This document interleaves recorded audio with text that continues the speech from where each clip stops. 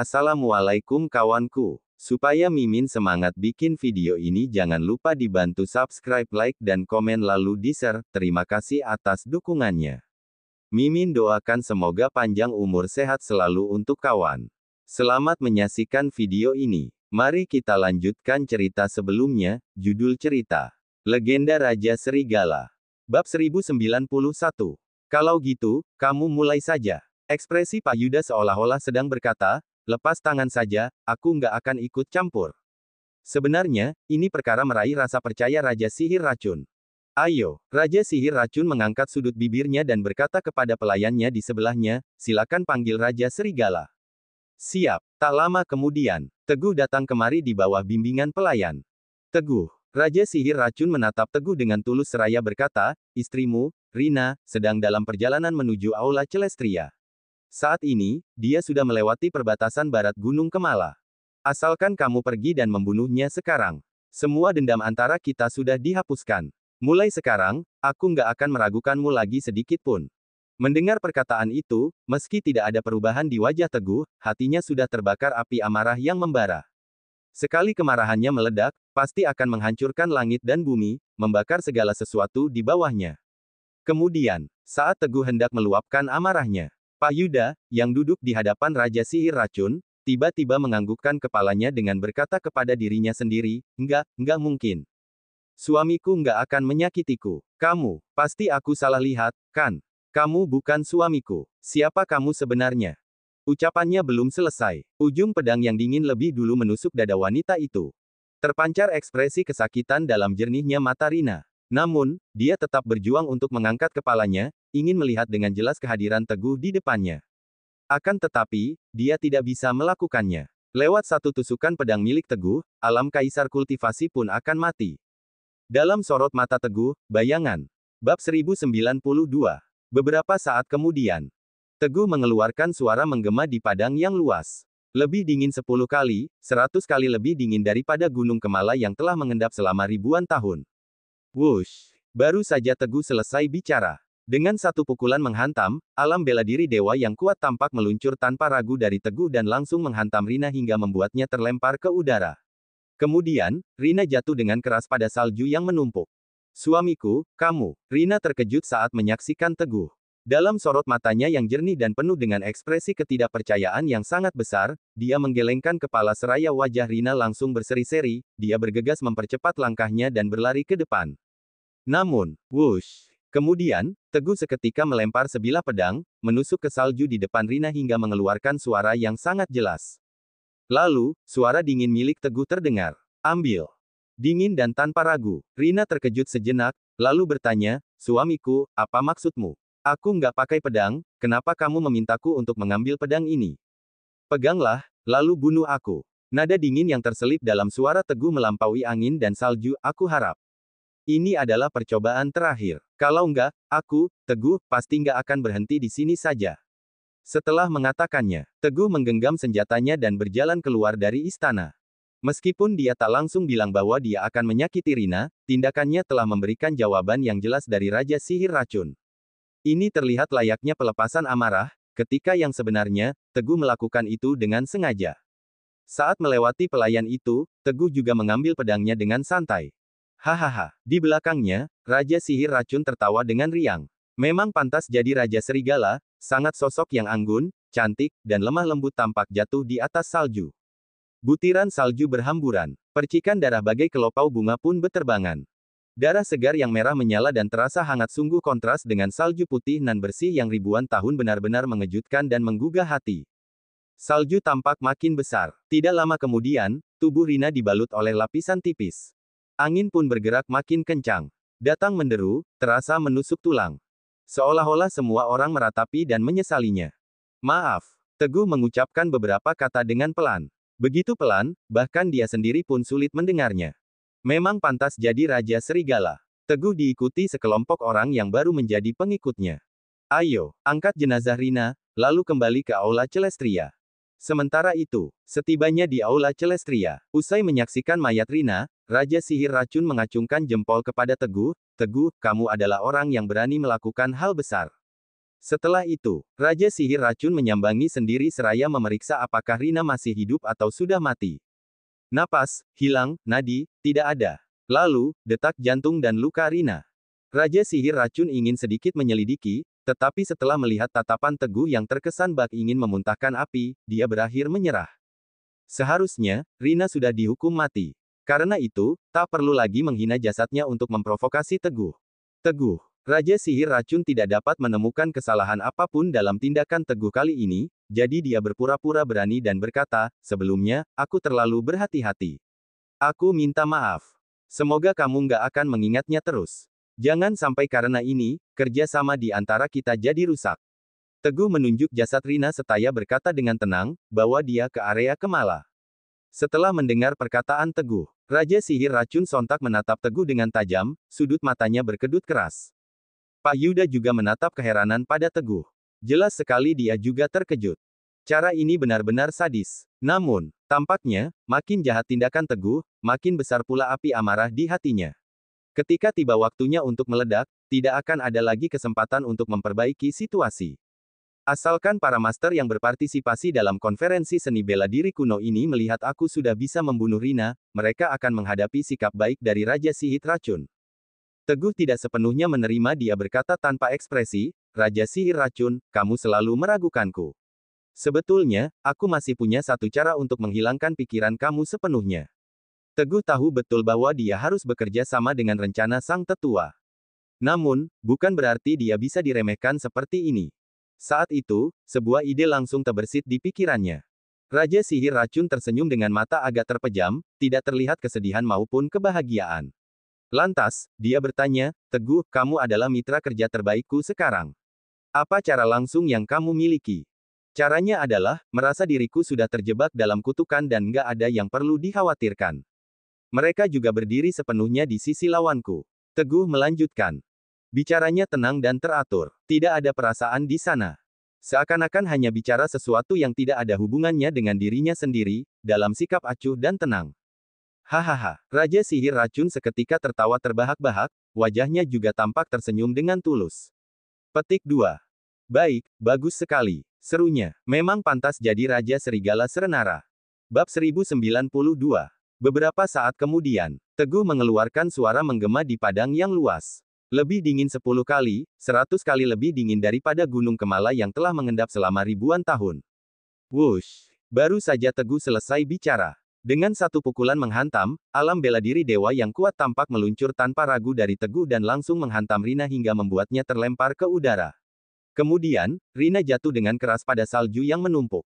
Suamiku, kamu. Rina terkejut saat menyaksikan Teguh. Dalam sorot matanya yang jernih dan penuh dengan ekspresi ketidakpercayaan yang sangat besar, dia menggelengkan kepala seraya berkata kepada dirinya sendiri, enggak mungkin. Suamiku enggak akan menyakitiku. Kamu, pasti aku salah lihat, kan? Kamu bukan suamiku. Siapa kamu sebenarnya? Ucapannya belum selesai. Ujung pedang yang dingin lebih dulu menusuk dada wanita itu. Terpancar ekspresi kesakitan dalam jernihnya mata Rina. Namun, dia tetap berjuang untuk mengangkat kepalanya, ingin melihat dengan jelas kehadiran Teguh di depannya. Akan tetapi, dia tidak bisa melakukannya. Lewat satu tusukan pedang milik Teguh, alam kaisar kultivasi pun akan mati. Dalam sorot mata Teguh, bayangan sosok yang anggun, cantik, dan lemah lembut tampak jatuh di atas salju. Butiran salju berhamburan. Percikan darah bagai kelopau bunga pun beterbangan. Darah segar yang merah menyala dan terasa hangat sungguh kontras dengan salju putih nan bersih yang ribuan tahun benar-benar mengejutkan dan menggugah hati. Salju tampak makin besar. Tidak lama kemudian, tubuh Rina dibalut oleh lapisan tipis. Angin pun bergerak makin kencang. Datang menderu, terasa menusuk tulang. Seolah-olah semua orang meratapi dan menyesalinya. Maaf. Teguh mengucapkan beberapa kata dengan pelan. Begitu pelan, bahkan dia sendiri pun sulit mendengarnya. Memang pantas jadi Raja Serigala. Teguh diikuti sekelompok orang yang baru menjadi pengikutnya. Ayo, angkat jenazah Rina, lalu kembali ke Aula Celestria. Sementara itu, setibanya di Aula Celestria, usai menyaksikan mayat Rina, Raja Sihir Racun mengacungkan jempol kepada Teguh, Teguh, kamu adalah orang yang berani melakukan hal besar. Setelah itu, Raja Sihir Racun menyambangi sendiri seraya memeriksa apakah Rina masih hidup atau sudah mati. Napas, hilang nadi, tidak ada. Lalu, detak jantung dan luka Rina. Raja Sihir Racun ingin sedikit menyelidiki, tetapi setelah melihat tatapan Teguh yang terkesan bak ingin memuntahkan api, dia berakhir menyerah. Seharusnya, Rina sudah dihukum mati. Karena itu, tak perlu lagi menghina jasadnya untuk memprovokasi Teguh. Teguh, Raja Sihir Racun tidak dapat menemukan kesalahan apapun dalam tindakan Teguh kali ini, jadi dia berpura-pura berani dan berkata, sebelumnya, aku terlalu berhati-hati. Aku minta maaf. Semoga kamu nggak akan mengingatnya terus. Jangan sampai karena ini, kerja sama di antara kita jadi rusak. Menghadapi sikap baik dari Raja Sihir Racun, Teguh tidak sepenuhnya menerima. Dia berkata tanpa ekspresi, Raja Sihir Racun, kamu selalu meragukanku. Sebetulnya, aku masih punya satu cara untuk menghilangkan pikiran kamu sepenuhnya. Teguh tahu betul bahwa dia harus bekerja sama dengan rencana sang tetua. Namun, bukan berarti dia bisa diremehkan seperti ini. Saat itu, sebuah ide langsung terbersit di pikirannya. Raja Sihir Racun tersenyum dengan mata agak terpejam, tidak terlihat kesedihan maupun kebahagiaan. Lantas, dia bertanya, Teguh, kamu adalah mitra kerja terbaikku sekarang. Apa cara langsung yang kamu miliki? Caranya adalah, Teguh menunjuk jasad Rina seraya berkata dengan tenang, bawa dia ke area Kemala. Setelah mendengar perkataan Teguh, Raja Sihir Racun sontak menatap Teguh dengan tajam, sudut matanya berkedut kerah. Pak Yuda juga menatap keheranan pada Teguh. Jelas sekali dia juga terkejut. Cara ini benar-benar sadis. Namun, tampaknya, makin jahat tindakan Teguh, makin besar pula api amarah di hatinya. Ketika tiba waktunya untuk meledak, tidak akan ada lagi kesempatan untuk memperbaiki situasi. Asalkan para master yang berpartisipasi dalam konferensi seni bela diri kuno ini melihat aku sudah bisa membunuh Rina, mereka akan merasa diriku sudah terjebak dalam kutukan dan nggak ada yang perlu dikhawatirkan. Mereka juga berdiri sepenuhnya di sisi lawanku. Teguh melanjutkan. Bicaranya tenang dan teratur. Tidak ada perasaan di sana. Seakan-akan hanya bicara sesuatu yang tidak ada hubungannya dengan dirinya sendiri, dalam sikap acuh dan tenang. Hahaha, Raja Sihir Racun seketika tertawa terbahak-bahak, wajahnya juga tampak tersenyum dengan tulus. Baik, bagus sekali, serunya. Memang pantas jadi Raja Serigala Serenara. Bab 1093. Dengan begitu, 4 keluarga besar ahli bela diri kuno, sekte obat-obatan, dan kekuatan-kekuatan lainnya akan fokus padamu sekaligus membawa dendam kepadamu. Rencana ini sangat menguntungkan. Teguh, kalau rencana ini berhasil, kamu pantas mendapat penghargaan. Tampaknya terlalu bersemangat waktu bicara. Kemudian, Raja Sihir Racun mengulurkan tangannya dan menepuk bangga bahu Teguh. Perkataan Teguh ini jelas telah melenyapkan keraguan dalam hati Raja Sihir Racun dan sepenuhnya menerima Teguh sebagai diri sendiri. Teguh, silakan duduk. Raja Sihir Racun menarik tangan Teguh penuh semangat untuk duduk, lalu memerintahkan para bawahannya, pergi dan segera lakukan seperti yang dikatakan Teguh. Antarkan jasad ini ke area Kemala. Siap, laksanakan. Para bawahan pun segera pergi dan melaksanakan perintah. Sementara itu, Raja Sihir Racun menuangkan segelas anggur merah untuk Teguh dan antusias berkata, ayo kita sama-sama, mencapai kesuksesan besar dalam satu hati. Bersatu kita teguh, bercerai kita runtuh. Pak Yuda memimpin Sulang dengan mengangkat gelas anggur lebih dulu dan melalui sorot mata yang tidak mencolok, dia memberi isyarat kepada Teguh. Bersatu kita teguh, bercerai kita runtuh. Teguh juga mengangkat gelas minuman dan menenggaknya sampai habis. Hanya pada saat itu, ketika dia menengadahkan kepala, kebencian dan kemarahan terlihat jelas di sudut matanya yang dalam. Mereka minum anggur merah hingga beberapa. Raja Sihir Racun makin bersemangat untuk minum dan makin merasa senang ketika melihat Teguh. Bahkan, Raja Sihir Racun mulai merenung, apakah dia berlebihan dalam meragukan Teguh. Meski telah merenung dengan hikmat, Raja Sihir Racun memutuskan untuk mengganti kerugian Teguh. Teguh, Raja Sihir Racun meletakkan gelas minumannya dan dengan senyum mengatakan, aku mendengar bahwa kamu pernah masuk ke Pegunungan Seribu, mencari kuil yang hilang di dalamnya dengan harapan mendapatkan warisan ilmu sihir racun dari Melayu. Teguh tidak tahu maksudnya bagaimana, tetapi dia tetap tenang saat menjawab, ya, memang pernah. Hahaha, Raja Sihir Racun tipis-tipis tersenyum congkak sebelum bertanya, Teguh, menurutmu, gimana perbandingan ilmu sihir di Malajang dengan seni bela diri Kotiong? Sihir dan bela diri. Teguh sempat berpikir sejenak dan menjawab, ilmu sakti ini memang misterius. Membunuh tanpa jejak, ilmu bela dirinya kuat, bahkan semangatnya juga besar. Keduanya memiliki keunggulan masing-masing, nggak ada yang lebih baik dari yang lain. Sebenarnya, pertama, memberikan kompensasi kepada Teguh agar tidak ada kesenjangan di antara mereka. Selain itu, meningkatkan kemampuan Teguh supaya dia bisa melakukan lebih banyak. Apa kamu nggak takut? Teguh tiba-tiba tersenyum, senyumnya sulit diartikan. Setelah aku belajar ilmu sihir ini, lalu akan bergerak untuk melawanmu. Setelah mengatakannya, Teguh menatap Raja Sihir Racun dengan tajam. Raja Sihir Racun terkejut sejenak, kemudian tertawa tanpa suara dengan sikap merendahkan dan sombong. Teguh, kalau begitu kamu terlalu meremehkanku. Dulu, aku juga sosok yang berpengaruh di dunia bela diri kuno Serenara. Teguh berlatih Sutra Hati Yama, adalah kombinasi antara ilmu sihir dan seni bela diri hingga mampu merasakan karakteristik dari kedua arah itu dengan jelas. Teguh, Raja Sihir Racun Sanga, menghargai seraya menganggukkan kepalanya berulang kali. Meskipun kamu baru berlatih dalam seni sihir racun, tapi kata, aneh dan misterius memang cukup untuk menggambarkan karakteristik dari seni sihir Malajang. Hari ini, aku bersedia mengajarkanmu beberapa ilmu sihir. Jangan-jangan dalam kuil yang terlantar itu memang nggak akan ada teknik serupa, kamu bersedia belajar. Raja Sihir Racun dengan penuh perhatian menatap Teguh. Teguh tidak punya maksud lainnya. Bahkan, di hadapan Pak Yuda yang jadi gurumu, aku berani bilang bahwa aksimu nggak yakin sanggup mengalahkanku. Begitu mendengar ucapan ini, Teguh tidak kuasa menahan perasaan takut dan khawatir yang mendalam. Keahlian dan taktik Pak Yuda masih ada dalam pikirannya. Bahkan, dia pun tidak bisa mengalahkan Raja Sihir Racun. Jelas terlihat bahwa Raja Sihir memang sosok yang sulit untuk ditaklukkan. Menghilangkan orang ini, mungkin diperlukan kerjasama dengan banyak ahli dari berbagai keluarga besar dan kekuatan besar dalam konferensi seni bela diri kuno. Setelah itu, menyerang dengan pukulan keras hingga sedikit kemungkinan pun bisa terbentuk. Kalau gitu, terima kasih atas bimbingannya, Raja Sihir Racun. Teguh sedikit membungkukkan badannya. Banyak ilmu tidak akan pernah menjadi beban. Karena Raja Sihir Racun berani mengajarinya, maka dia pun berani belajar. Meski tidak bisa digunakan untuk melawan Raja Sihir Racun, tetapi bisa dimanfaatkan untuk saling mengenal dan memenangkan setiap pertempuran.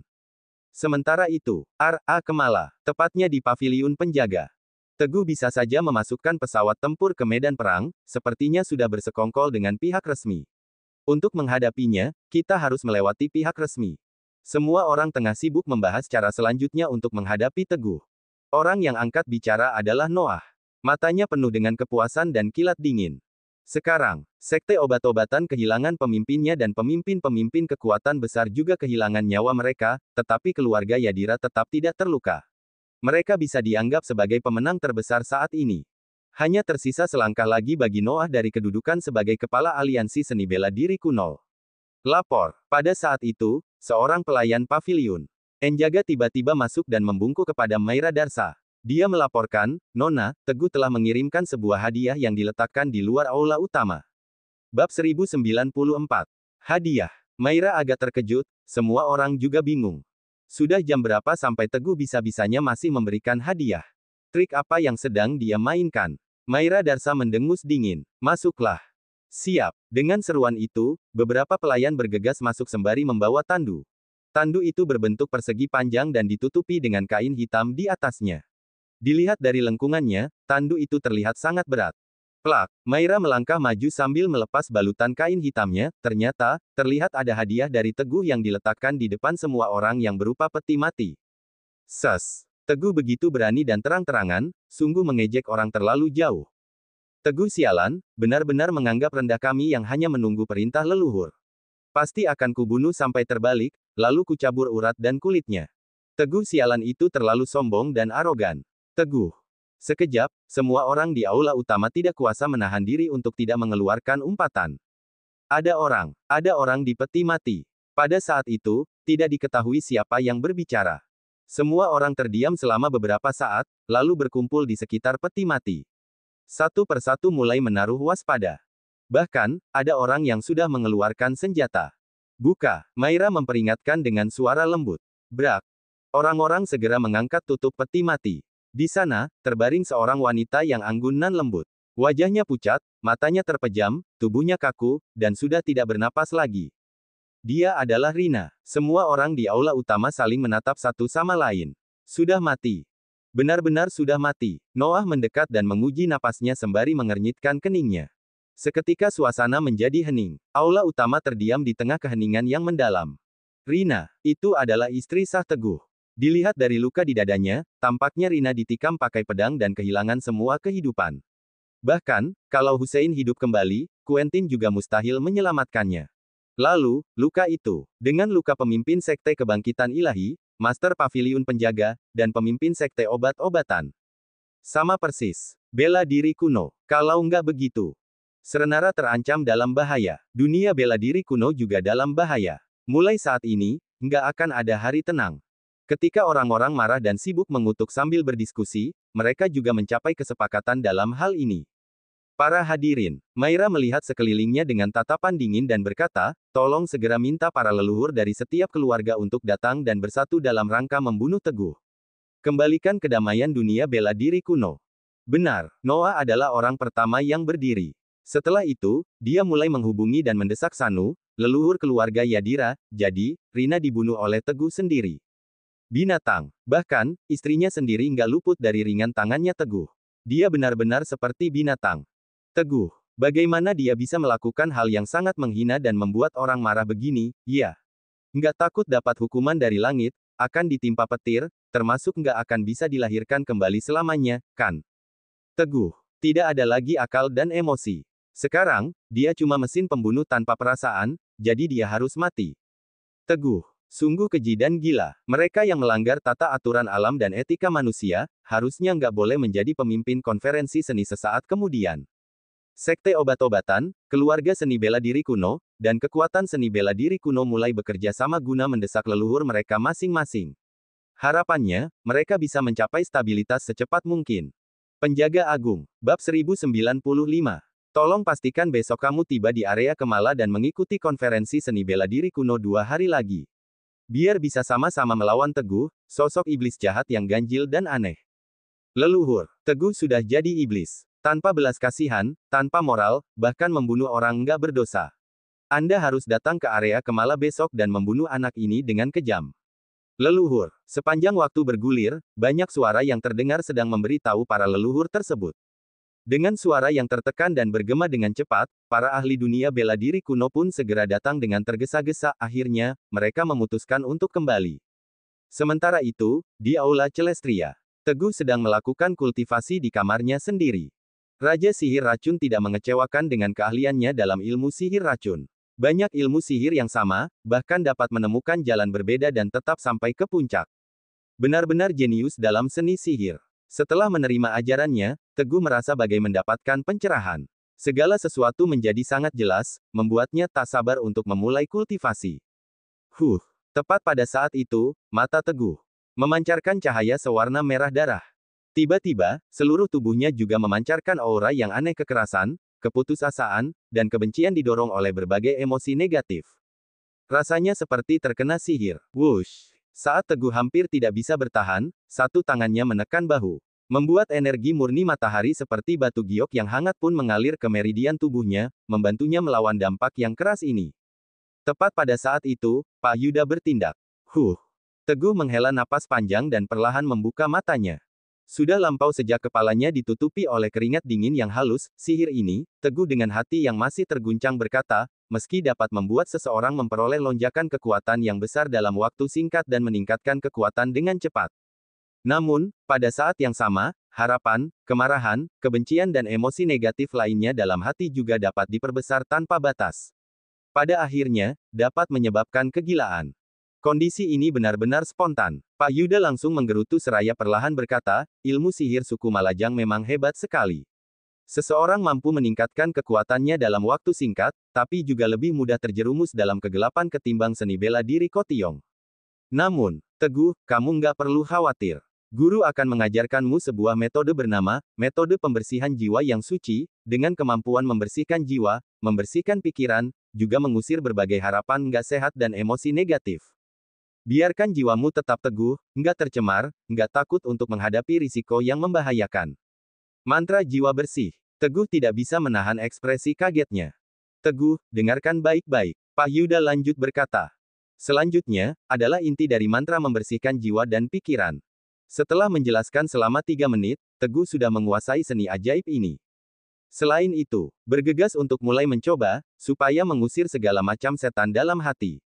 10 menit berlalu. Teguh merasa gelisah dalam hatinya, ketika rasa tenang dan cukup bijaksana sudah menetap cukup lama.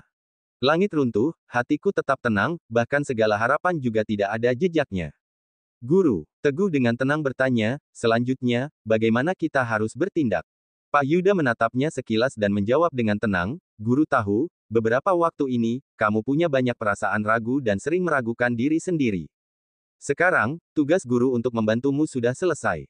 Cuma, saat konferensi seni bela diri kuno dimulai, lakukan apapun yang kamu mau tanpa perlu memikirkan apapun. Guru adalah penopang terkuatmu, menggantikanmu untuk menanggung segalanya. Kata-kata ini diucapkan Pak Yuda dengan suara yang tidak begitu keras. Namun, terdengar penuh semangat, memberikan kepercayaan tak terbatas pada orang lain. Oke, Teguh dengan senang hati menyetujuinya. Bagaimanapun, Teguh selalu menunggu hari ini tiba. Sekarang, akhirnya, dia mulai bisa bekerja tanpa khawatir dan bisa bekerja dengan sepenuh hati. Penahanan diri selama beberapa hari, kesalahpahaman dalam hitungan sejumlah hari. Kebencian dalam jangka waktu beberapa hari. Akhirnya, Teguh bisa bebas melampiaskannya, cerita bersambung.